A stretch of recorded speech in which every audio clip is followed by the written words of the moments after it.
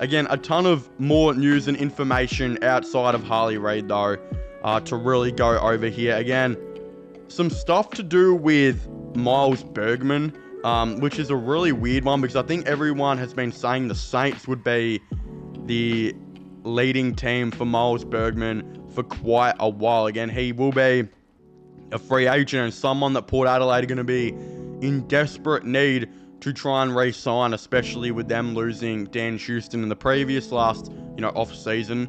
They're going to be really wanting to push for a guy like Miles Bergman to stay on the team. Again, it is being reported as we speak right now that the Port Adelaide Football Club have offered him a 7-year deal, which is being reported by Tom Morris. Again, I think that is a massive deal. I think that is the type of deal that St Kilda will personally offer him. We know St Kilda have offered, I think they offered Finn Callaghan like 10 years. Like, Jesus Christ, you might as well sign away your life for a 10-year contract. Like, that is absolutely crazy. I mean, that is insane. Patrick Mahomes, he did like a 10-year contract, but I mean, outside of him sounding like Kermit the Frog, Patrick Mahomes is pretty well damn goated, and I think he's on a little bit of a different aspect to what Finn Callaghan probably was. So 10 years is massive, but we know Saints are looking to, maybe do that. Again,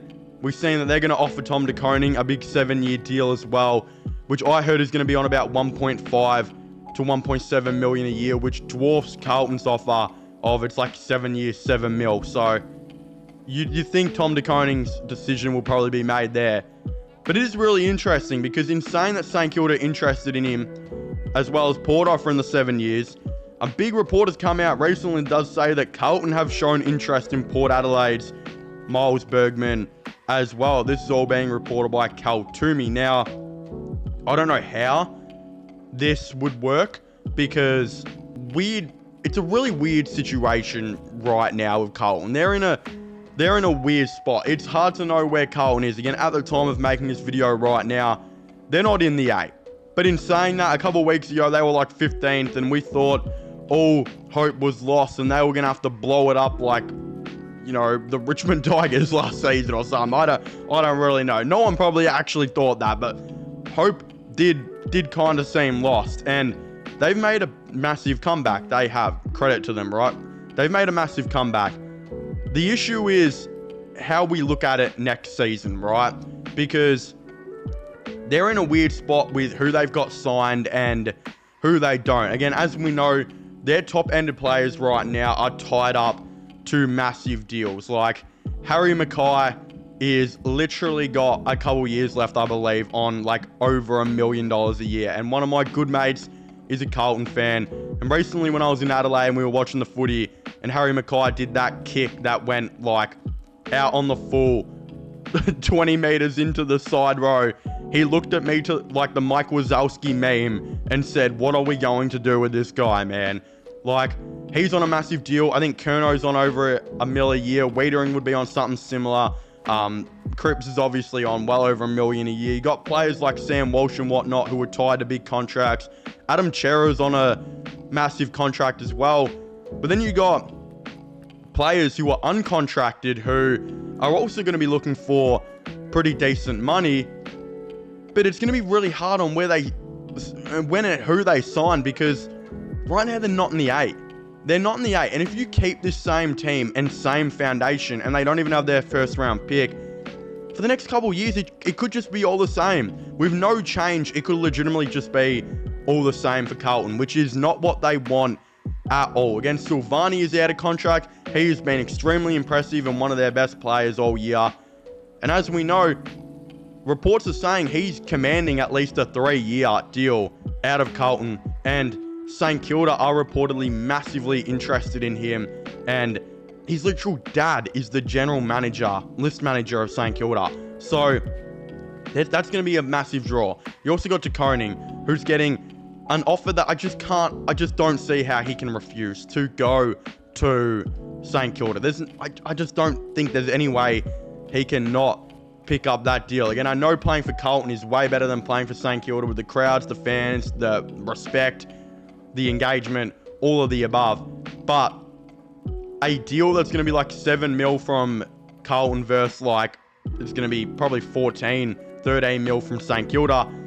How do you decline that? You just can't. So they will lose him. I don't not think they'll lose Silvani, but I think that will start to ramp up because, as we know, they're interested. If they lose all these players, it does free up a little bit of salary cap, because at the end of the day, that $1 million you're going to pay for De Koning, you're not going to be paying him anymore. Silvani, you won't be paying him whatever you were going to be offering him if he does decide to go to St Kilda. Again, I still think he'll stay, but if he does decide to go, this does mean you are opening up opportunities to go for another player.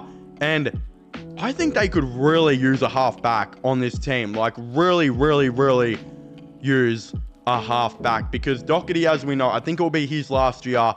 Sard is not the player I think he used to be. They've played Adam Chera a lot off halfback because they've just literally had no one there anymore.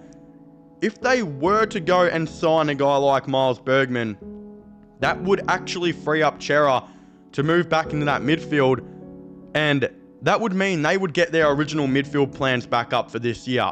Again, they went into 2025 really wanting to change their midfield because it was labelled as one-dimensional and every player was the same in there, and it just wasn't going to work in finals. So they decided to trade Matt Kennedy, bring in a different player like Jagger Smith, and they were going to get Adam Chera back from injury, who's a great ball user, into that midfield. But they ended up just trading Kennedy. Smith unfortunately did his ACL, so touch wood he comes back better next year. And Chera's had to go to half-back for a lot of games. So it could be the situation where maybe next year, if they were decided, were able to get a Miles Bergman, they could completely change that. And you now have a situation where you have Chera going back in that midfield and Jagger Smith going into it. And all of a sudden their team changes like that. Again, not having De Koning is going to suck. It's going to be terrible for him. But Pitnet should still be serviceable enough where you could be still looking at a positive situation of, okay, we lose De Koning, but we've just gained Chera and Jagger Smith in that midfield, and now Miles Bergman off half-back. Again, I think Miles Bergman, a 7-year deal from Port Adelaide is a lot. I expect him to sign up on that. I also think the St Kilda offer will probably be more than what Carlton are going to offer. Just because if Carlton, look, they lose De Koning, if they lose Silvani, whatever it is, right, they're going to free up over $1 million a year probably, but they're already scraping by on the salary cap, and next year might be a reset year for them. We really don't know. It's so early to tell. That's why this video is called the way too early AFL trades. But in saying that, I still think St Kilda are going to offer Miles Bergman a massive deal, and it could be on par with Port Adelaide's. And if Miles Bergman sees St Kilda sign, of course, De Koning and Silvani, he could very well look to go there as well. And I mean, right now St Kilda have an infinite salary cap glitch. They're not paying anyone. They're legitimately not paying anyone at all. No one on St Kilda is getting paid like big bucks. Like any of the players who were getting paid the big bucks, like Brad Hill, I would imagine those contracts are pretty close to ending. If not, they're probably going to be ending in like a year or so, right? They're really not paying anyone, and that's why they're interested in Warple as well. That's why there's even been some little rumors out there they might be looking at Harley Reid.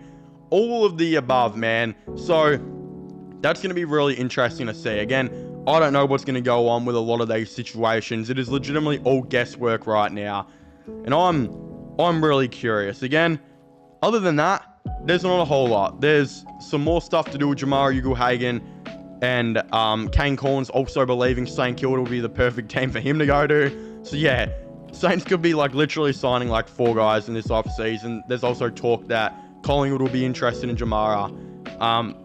Sydney will be interested in Jamara. There'll be a lot of different teams interested in him. So that'll be really interesting to see how that goes. Again, I'd very much like to hear all of your thoughts and opinions on this in the comment section down below. What do you guys think about, a lot of the AFL trade rumors and news that I've talked about in today's video? Do you guys think any of them will happen, or do you guys think most of them won't? Again, I'd very much like to hear your thoughts and opinions down below. Subscribe to the channel for latest sports content news. My gaming channel, which will be getting linked in the description down below. And I guess I'll be seeing you guys next time. Goodbye.